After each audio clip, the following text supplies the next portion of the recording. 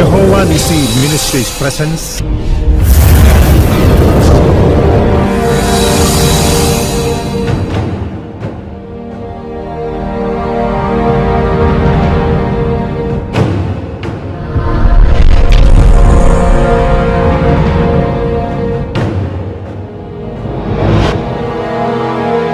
ఏమన్నాడంటే కొత్త ద్రాక్షారసపు తిత్తుల్లో పాతది పోయకండి.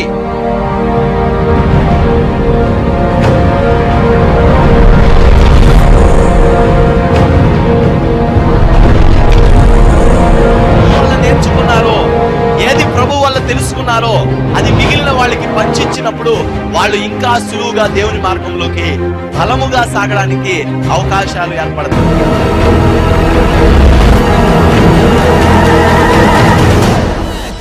మూర్ఖుడు సువార్త చెప్తాడా? నా ప్రభు అంటాడు, ఆ బెన్యామీను గోత్రం వాడినే ముక్కు పట్టుకు లాక్కొస్తాను, వాడితోనే చెప్పిస్తాను ఈ సువార్త. హల్లెలూయా.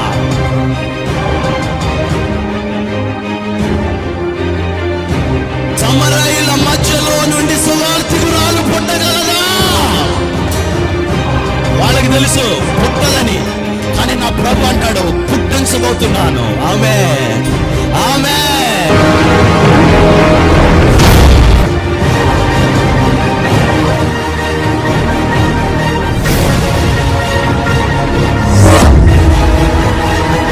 యెహోవా నిస్సి జయధ్వజం, యేసు రక్తమే మా విజయం. యెహోవా నిస్సి జయధ్వజం, యేసు రక్తమే మా విజయం. జయం జయం యేసు రక్తం జయం, జయం జయం యేసు రక్తం జయం, జయం జయం యేసు రక్తం జయం. ఆరిపోనివ్వడు నా దీపాన్ని, వెలిగించి ఉన్నాడు తన ఆత్మతో. ఆరిపోనివ్వడు నా దీపాన్ని, వెలిగించి ఉన్నాడు తన ఆత్మతో. ఆరిపోనివ్వడు, వెలిగించి ఉన్నాడు. ఆత్మలేనివాడు నావాడు కాడని, ఆత్మతోనే నింపబడాలని తన ఆత్మ నాకిచ్చెను. తన శక్తి నన్ను నడిపెను, తన ఆత్మ నాకిచ్చెను. తన శక్తి నన్ను నడిపెను. ఆరిపోనివ్వడు నా దీపాన్ని, వెలిగించి ఉన్నాడు తన ఆత్మతో. ఆరిపోనివ్వడు నా దీపాన్ని, వెలిగించి ఉన్నాడు తన ఆత్మతో. ఆరిపోనివ్వడు, వెలిగించి ఉన్నాడు. ఆరిపోనివ్వడు, వెలిగించి ఉన్నాడు.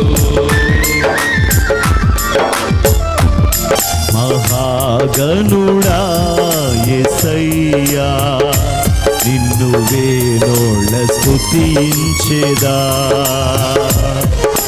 నా ప్రియుడా యేసయ్యా, నిన్ను మనసార కీర్తించెదా.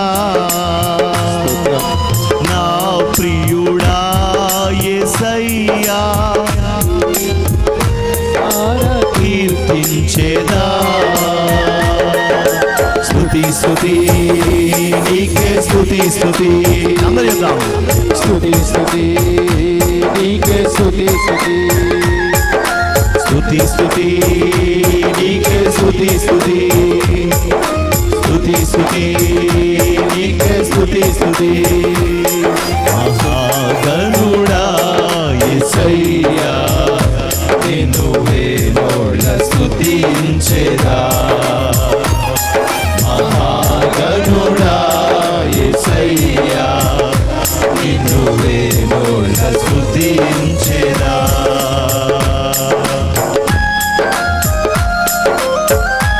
యేసు నీకు వందనాలు.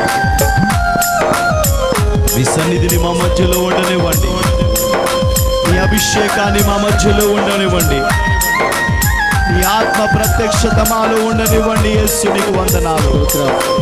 అందరూ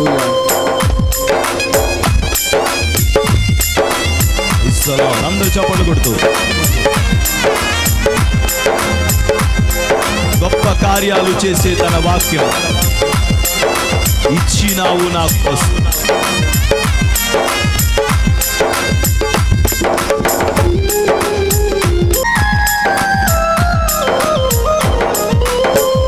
గొప్ప కార్యాలు చేసే నీ వాక్యం ఇచ్చినావు నా కోసం. గొప్ప కార్యాలు చేసే నీ వాక్యం ఇచ్చినావు నా కోసం. నీలో నిలచి ఫలించే వాక్యమిచ్చావు వందనం.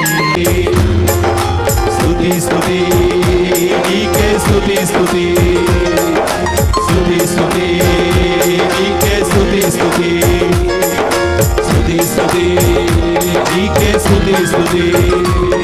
మహాగణుడా యేసయ్యా నిన్ను వేనోళ్ళ స్తుతించెదా. మహాగణుడా యేసయ్యా నిన్ను వేనోళ్ళ స్తుతించెదా.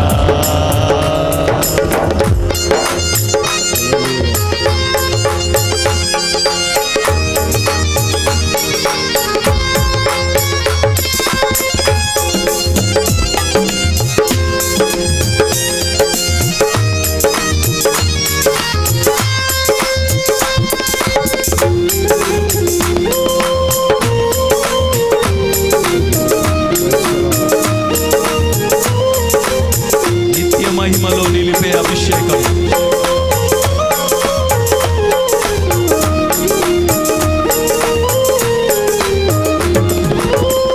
నిత్య మహిమలో నిలిపే అభిషేకం పంపినావు నా కోసం.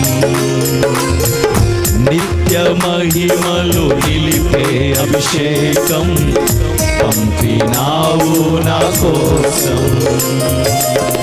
నీతో కలసి జీవించే ఆత్మనిచ్చావు వందనం. నీతో కలసి జీవించే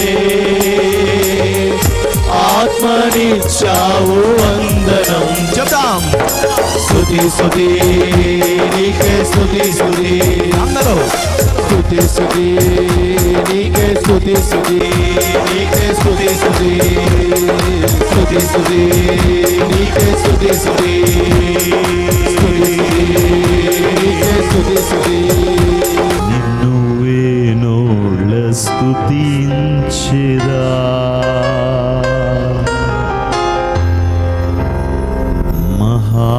మహాగణుడా యేసయ్యా నిన్ను వేనోళ్ళ స్తుతించెదా.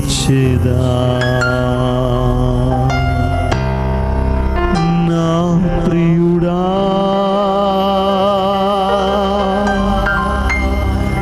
యేసయ్యా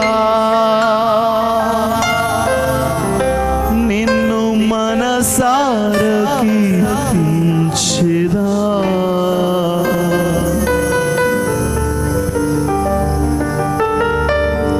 అదే రీతిగా దేవుని సన్నిధిలో రెండు చేతులెత్తి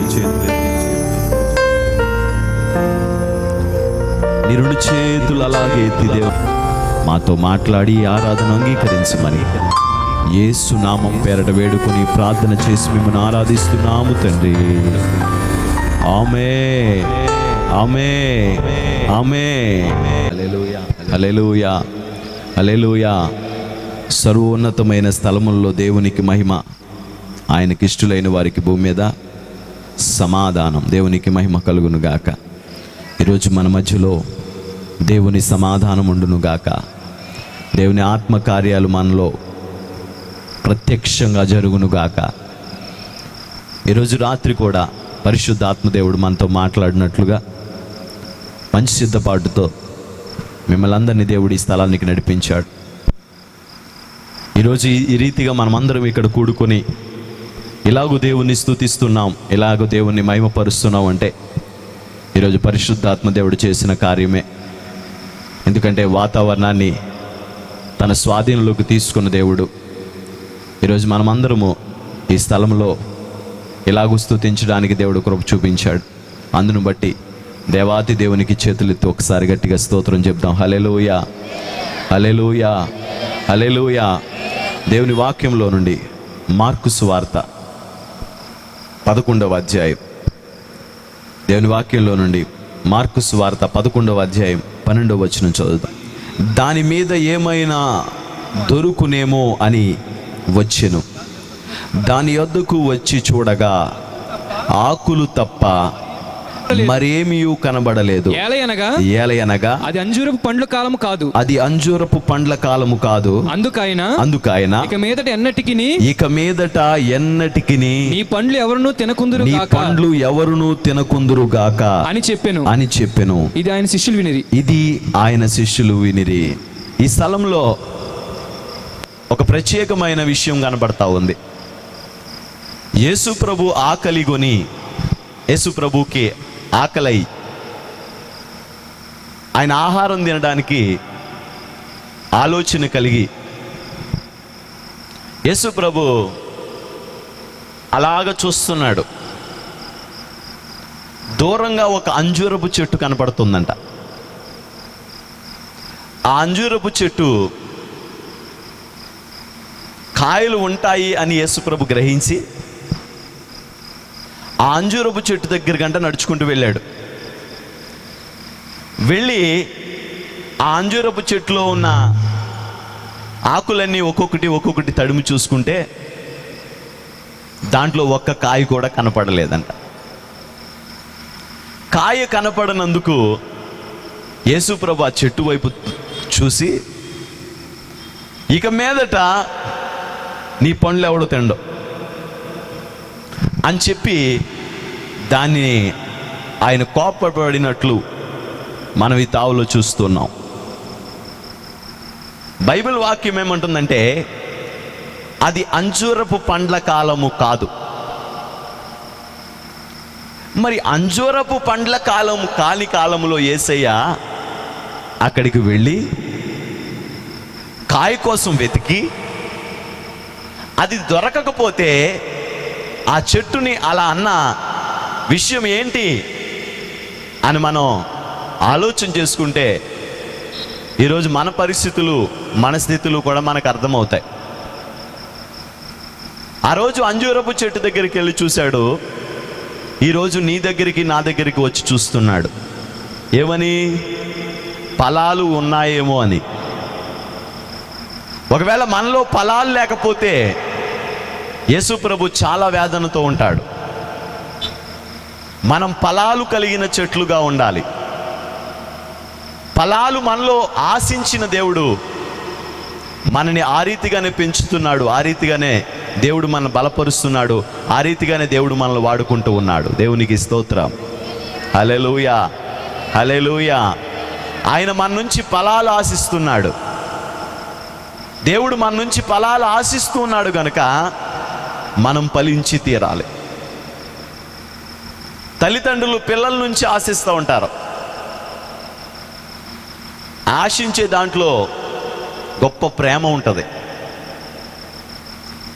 వీడు ఒక మంచి పొజిషన్లోకి రావాలి, ఒక మంచి స్థితిలోకి రావాలి, వచ్చి ఆ పరిస్థితిలో నన్ను వీడు బాగా చూసుకోవాలి, నన్ను చాలా సౌఖ్యంగా క్షేమంగా చూసుకోవాలి అనుకుంటూ ఉంటారు పిల్లల గురించి. ఒక మొక్క వేసేటప్పుడు మనం అనుకుంటాం ఈ మొక్క మంచిగా పెద్దదవ్వాలి, ఇది మంచి కాయలు కాయాలి, ఈ పండ్లు మేము తినాలి. వేసేటప్పుడు మనం అదే ఆలోచనతో వేస్తాం, అంతేగాని ఏదో ఒకటిలే అనుకోం. వేసేటప్పుడు ఖచ్చితంగా ఒక ఆలోచన మన హృదయంలో ఉంటుంది. ఏంటంటే దీనికి మంచి కాపు కాయాలి, ఆ కాయలు నేను కోసుకొని తినాలి. దానికోసం చాలా నెలలు, చాలా సంవత్సరాలు కూడా ఎదురు చూస్తూ ఉంటాం. ఈరోజు రాత్రి దేవుడు మన నుంచి చాలా నెలల నుంచి, చాలా సంవత్సరాల నుంచి ఎదురు చూస్తున్నాడు. దేనికోసం చెప్పండి? కాయల కోసం ఎదురు చూస్తూ ఉన్నాడు. కాయలను ఆశించిన దేవుడు మన నుంచి ఆ కాయలు చూడాలని, ఆ కాయలు మనం సమృద్ధిగా పండాలని ఆశపడుతున్న దేవుడు ఈరోజు ఏమై ఉన్నాడు అంటే దుఃఖపడుతూ ఉన్నాడు, బాధపడుతూ ఉన్నాడు. రెండు విషయాలు ఈ స్థలంలో రాయబడ్డాయి. అసలు దీనికి దానికి సంబంధం ఏంటి అని మనం ఆలోచన చేస్తే, యేసు ప్రభు ఆ చెట్టు దగ్గరికి వెళ్ళినప్పుడు ఆ చెట్టును శపించడానికి కారణం ఏంటి ప్రభా అని అడిగితే, అది అంజూరపు పండ్ల కాలం కాదు కదా, మరి అలాంటి కాలం కానప్పుడు నువ్వు దాన్ని ఎందుకు శపించావు అని యేసు ప్రభుని అడిగితే, యేసు ప్రభు మనకి సూటిగా సమాధానం చెప్తాడు. ఏమని తెలుసా? కాయలు లేకపోతే ఈ చెట్టు ఇలాగ ఎలా ఆకులు కలిగి ఉంది. కాయలు లేకపోతే ఈ చెట్టు ఇలా ఆకులు ఎందుకు కలిగి ఉంది అంటే, ఆకుల్ని చూసి యేసు ప్రభు ఏమనుకున్నాడు? కాయలు ఉంటాయి అనుకున్నాడు. ఈరోజు మన జీవితాల్లో కూడా చాలా చూసిన దేవుడు మన నుంచి కూడా ఏమనుకుంటాడంటే, కాయలు ఉన్నాయేమో, కాయలు ఉన్నాయేమో. ఈరోజు విశ్వాసులలో విశ్వాసము కనుగొనలేని పరిస్థితులు చాలా స్థలాల్లో మనం చూస్తున్నాం. ఈ దేవుడు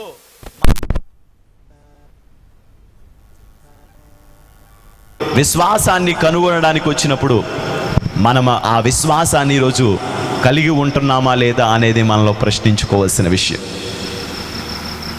యేసు ప్రభు ఒకరోజు ఒక ఊరు వెళ్ళాడు. ఒక ఊరు వెళ్ళి ఆ ఊరిలో మధ్యన నిలబడి యేసు ప్రభు చెప్తున్నాడు, ఆ తిన్నగా ఉన్న గ్రామానికి వెళ్ళండి, అక్కడ కట్టబడిన ఒక గాడిద పిల్ల మీకు కనబడతాయి, వాటిని విప్పి తోలుకొని రండి అన్నాడు. అక్కడ మిమ్మల్ని ఒక యజమానుడు కనబడి, ఇది ఎందుకు ఇప్పుకెళ్తున్నావు అని అడుగుతారు. అడిగినప్పుడు నువ్వేం చెప్తావంటే, ఇది ప్రభువుకి కావలసి ఉంది అందుకని విప్పుకొని వెళ్తున్నానని చెప్పండి. అతను విప్పి తోలుకొని పంపిస్తాడని చెప్పాడు. ఎదురుగా ఉన్న గ్రామంలో ఒక గాడిద, దానికి ఒక పిల్ల, దానికి ఒక యజమానుడు ఉన్నాడని యేసు ప్రభువుకు తెలుసు. అంజూరపు చెట్టుకు కాయలు ఉన్నాయని, కాయలు లేవని యేసుకు తెలీదా? ఒకరోజు పన్ను కట్టవలసిన పరిస్థితి వచ్చింది. ఆ మార్గంలో వెళ్తుంటే ఆ గేట్ దాటేటప్పుడు, అయ్యా ట్యాక్స్ కట్టాలి, ఈ వంతుని మించి మీరు వెళ్ళాలంటే, యేసు ప్రభు అంటున్నాడు, ఇదిగో పేతురు వెళ్ళి ఆ పిల్లలు గాలం వేస్తున్నారు కదా, ఒక గాలం వేయి, ఒక చేప పడుతుంది, ఆ చేప నోట్లో షెకేలు ఉంటుంది, అది తీసుకెళ్ళి పన్ను కట్టే అని చెప్పాడని. అంటే నదిలో, సముద్రంలో, కాలువలో ఉన్న చేప నోట్లో షెకేలు ఉందని యేసు ప్రభువుకు తెలుసు. కానీ అంజూరపు చెట్టుకు కాయలు ఉన్నాయో లేవో యేసు ప్రభువుకు తెలీదండి. ఈరోజు మనం ఆలోచన చేస్తే గనక, అన్నీ తెలిసిన వాడు ఎందుకు ఆ యొక్క చెట్టు విషయంలో పొరపడ్డాడు అంటే గనక, ఆ చెట్టు వేషధార జీవితం జీవిస్తూ ఉంది. యేసు ప్రభు శిష్యుల్ని పంపుతూ ఏం చెప్పాడో తెలుసండి? మీరు ఎవరి విషయంలో జాగ్రత్తగా ఉండకపోయినా పర్వాలేదు, కానీ వేషధారుల విషయంలో ఎలా ఉండాలి? జాగ్రత్తగా ఉండాలి. వేషధారుల విషయంలో జాగ్రత్తగా ఉండాలి, చాలా జాగ్రత్తగా ఉండాలి, లేకపోతే చాలా ప్రమాదం. అమ్మా ప్రార్థన చేసుకున్నంటే, అయ్యా మేము ప్రార్థన చేస్తానే ఉంటామండి, ఈ పిల్లకి ఎంత భక్తో తెలుసా మీకు? పొద్దున్నే టిఫిన్ తినేటప్పుడు ప్రార్థన చేసుకునే టిఫిన్ తింటది. ఈ పిల్లకి ఎంత భక్తో తెలుసా? మధ్యాహ్నం అన్నం మీద ఇలా చేతులెట్టి యేసు రక్తమే చేయం, ప్రభు యేసు రక్తమే చేయని ప్రార్థన చేసుకుని మరీ తింటది. ఈ పిల్లకి ఎంత భక్తో తెలుసా? సాయంత్రం కూడా అన్నం తినేటప్పుడు ప్రార్థన చేసుకోకుండా యేసు రక్తమే చేయం అనకుండా తిందో. అంటే ఈవిడ ప్రార్థన చేసే టైం ఏంటంటే ఏదైనా పెడితే ఆవిడ ప్రార్థన చేస్తుంది అన్నమాట. ఈవిడ ఎంత భక్తురాలో, ఎంత ప్రార్థనా పరురాలో, ఎంత గొప్ప భక్తో అని చెప్తూ ఉంటారు మనకి. ఇంకా కొంతమందిని అడుగుతూ ఉంటే, అమ్మ బైబిల్ చదువుతున్నారా? చదవకే బైబిల్ని కిందకి పైకి కిందకి తిరగేస్తూ ఉంటారు. నేను ఒక ఊరు వెళ్ళాను. ఊరెళ్తే నిర్గమకాండం 24వ అధ్యాయం అన్నాను. అంటే ఆయన గారు చివరి పేజీలన్నీ కొత్త నిబంధనలు ఎతికేస్తున్నాడు. నాకెవరు కనపడలేదు, అతను ఒక్కడే కనపడుతున్నాడు. ఎతుకుతున్నాడు. చాలాసేపు ఎతికాడు. మొదటికి వెళ్ళిపోయాడు. ఆదికాండం, అయ్యో ఇక్కడ ఉందా నిర్గమకాండం, ఇందాక నుంచి దేంట్లో ఎతికాను? 2వ పుస్తకంలో ఎతికాను. ఇప్పటికి కూడా అలాంటి వాళ్ళు లేరంటారా? నెతికేస్తూ ఉంటాడు. ఒకసారి ఒక ఊరు వెళ్తే ఆయన ఏమన్నాడు తెలుసండి? ఏమండే అన్నాడు. ఏంటప్పా అన్నాను. మీరు జకర్యా గ్రంథం అని చెప్పారు, ఆ గ్రంథం ఇందులో లేదన్నాడు. ఏంటి బైబిల్లో జకర్యా గ్రంథం లేదా? ఏది ఎలా చూపించంటే ఆయన అంటాడు, ఇదిగో చూడండి అని చెప్తాను. ఏం తీసుకొచ్చేసండి? కొత్త నిబంధన ఇండెక్స్ తీసుకొచ్చాడు. ఒరే బాబు దాని పేజీ ఒకసారి తిరగేశాడు. ఇటేపు ఇంకోటి ఉంది ఏంటి? వీళ్ళందరూ ఎవరో తెలుసండి? బైబిల్ చదివే బైబిల్ పండితులు. ఇస్సాకు ఎవరో అంటే మా ప్రెసిడెంట్ గారే కదా అనేవాళ్ళు ఉన్నారు. లాజర్ ఎవరు అంటే మా పాస్టర్ గారి కదే అనేవాళ్ళు ఉన్నారు. మోషే ఎవరు అంటే ఫలానా మున్సిపల్ ఆఫీసులో పనిచేసి ఆయనే కదా అనేవాళ్ళు ఉన్నారు. వీళ్ళకి బైబిల్లో గురించిన విషయాలు తెలీదు. కానీ వాళ్ళని ఏమన్నా అడిగితే ఏమంటారు తెలుసండి? మా ఇంట్లో పెద్ద బైబిల్ ఉంది, కానీ బైబిల్లో ఉన్న విషయాలు మాత్రం మా లోపల లేవు. అంటే ఏం కలిగి ఉన్నాం మనం? భక్తి కలిగిన వారిగానే ఉన్నాం, కానీ భక్తిలోని శక్తి మన లోపల లేదు. ప్రార్థన చేసేవాళ్ళు అంటారు, మేము ఉదయం ఇడ్లీకి ప్రార్థన చేస్తాం, మధ్యాహ్నం అన్నానికి ప్రార్థన చేస్తాం, సాయంత్రం మళ్ళీ భోజనం తినేటప్పుడు ప్రార్థన చేస్తాం. వీళ్ళు ప్రార్థన బరిలే. వాక్యం చదివే ఆవిడ నుంచి చదువుతుంటే నిర్గమకాండం అంటే కొత్త నిబంధనలు అవుతుంది, ప్రకటన గ్రంథం అంటే పాత నిబంధనలు అవుతుంది. వీళ్ళు కూడా వాక్యం బాగా చదివేవాళ్లే. నేను అడిగే మాట, ఆది యందు వాక్యం ఉండెను, వాక్యము దేవుని యొద్ద ఉండెను, వాక్యము దేవుడై ఉండెను. అంటే ఈరోజు దేవుడు నీలో ఉన్నాడు అంటే దాని అర్థం ఏంటంటే వాక్యం నీ లోపల ఉండాలి. వాక్యం నీ లోపల ఉండకపోతే దేవుడు నీ లోపల లేడు. ఈరోజు ఇదే వాక్యాన్ని, మన మూల అంశాన్ని మనం ఈరోజు మర్చిపోయి వాక్య సంబంధమైన అనుభవాలు లేకుండా, వాక్యాన్ని చదవకుండా, వాక్యాన్ని వినకుండా, వాక్యానుసారంగా జీవించకుండా మన జీవితంలో ఎన్నో సమస్యలు, ఎన్నో ఇబ్బందులు మన జీవితాల్లో మనం కొని తెచ్చిపెట్టుకుంటూ ఉన్నాం. తన యొక్క ఇంటి పెద్ద దాసుడైన ఎలియాజరు అనే ఒక వ్యక్తిని అబ్రహాం పిలిచి, ఓ అబ్రహాం ఇలారా, ఓ ఎలియాజరు ఇలారా అని పిలిచాడు. ఎలియాజరుతో అంటున్నాడు, ఎలియాజరు నా కొడుక్కి పెళ్లి చేయాలనుకుంటున్నాను అన్నాడట. అయితే పలానా గ్రూప్ ఒకటి ఉంది, వాళ్ళు పెళ్ళిళ్ళలో ఫోటోలు పంపుతూ ఉంటారు, వాళ్ళకి పెట్టమంటావా? వాళ్ళకేం వద్దులే.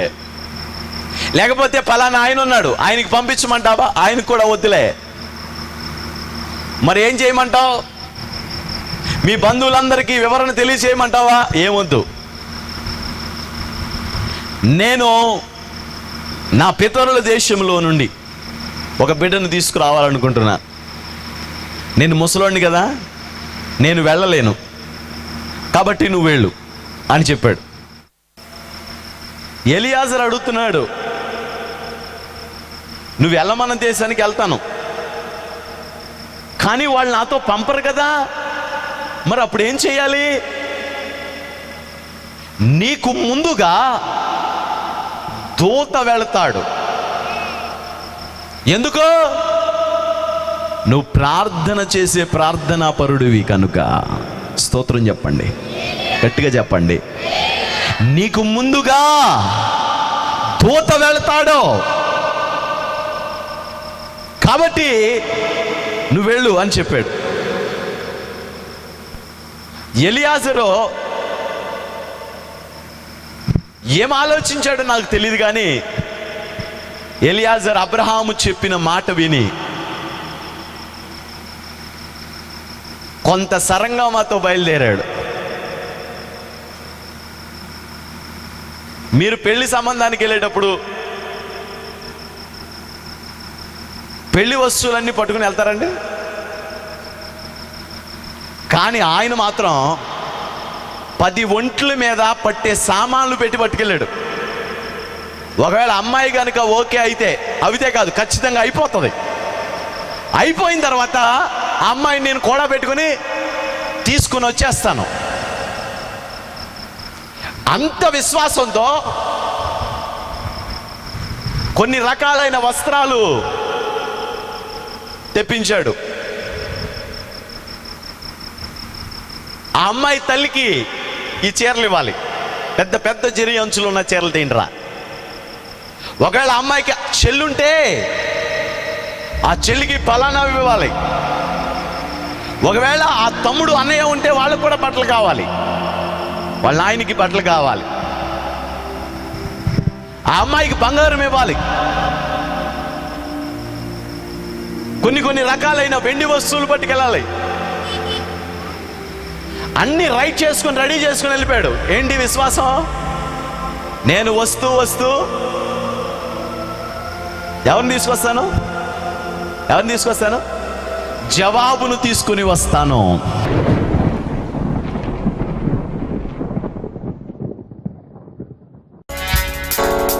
అలాంటి వారి కొరకు నీ సన్నిధిలో మేము ప్రార్థన చేస్తున్నాం. వెలుగు సంబంధమైన అభిషేకం దిగి వచ్చును గాక. ఈ స్థలంలో మేము వినాలి తండ్రి, చూడాలి తండ్రి, సహాయం చేయండి. అలాంటి అభిషేకాన్ని మీరు మాకు దయచేయండి. అలాంటి ఆత్మతో మీరు మమ్మల్ని నింపండి. అటు రీతిగా మమ్మల్ని ఈరోజు అయా సిద్ధపాటు చేసినందుకు వందనాలు. యేసుక్రీస్తు ప్రభావం గల నామం పేరట వేడుకొని ప్రార్థన చేసి బ్రతిమలాడుకొనుచున్నాం తండ్రి.